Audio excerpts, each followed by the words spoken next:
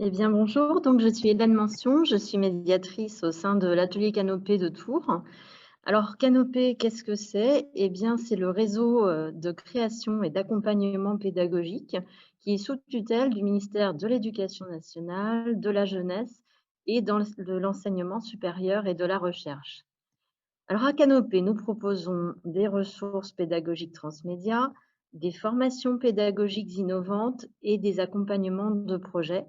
ainsi que des outils innovants à visée pédagogique, éducative ou culturelle.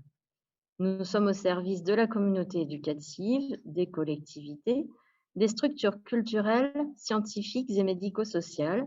et aussi des structures d'accueil de jeunes publics. Alors, Réseau Canopé, en fait, est implanté partout en France. Il y a 100 ateliers qui sont des espaces pédagogiques de proximité où tout le monde peut venir nous rencontrer. À l'atelier, nous formons, nous accompagnons en présentiel ou à distance les professeurs, les éducateurs, les formateurs, les animateurs et aussi tous les autres professionnels qui interviennent dans le champ de l'éducation et de l'enfance pour les aider à innover dans leurs missions éducatives et culturelles. Alors, en tant que réseau d'innovation pédagogique, eh bien, depuis mars 2020 et la situation de confinement, afin de concrétiser fortement cette innovation, l'ensemble de nos médiateurs a œuvré à la mise en place d'une plateforme dédiée aux enseignants, mais aussi à tous ceux qui mènent des projets pédagogiques pour les aider au quotidien. Alors, c'est une plateforme qui s'appelle Canotech, Canotech, et en fait, elle propose de nombreux webinaires sur des thématiques pédagogiques et numériques, avec des tutoriels, des interviews d'experts et puis des captations de conférences et d'événements pédagogiques. Voilà, alors cette plateforme, eh bien, elle a permis, entre le premier confinement et la dernière rentrée, à plus de 100 000 enseignants de se former et la bonne nouvelle, c'est qu'elle va devenir pérenne. Alors, encouragés par ce succès, nous, notre objectif, c'est de continuer à former et à outiller les porteurs de projets pédagogiques, éducatifs et culturels,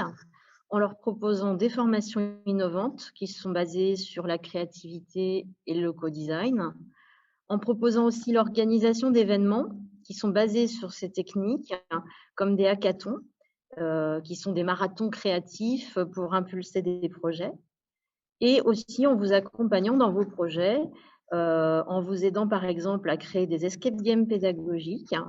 ou en vous proposant l'utilisation d'outils numériques innovants comme des jeux de pistes numériques,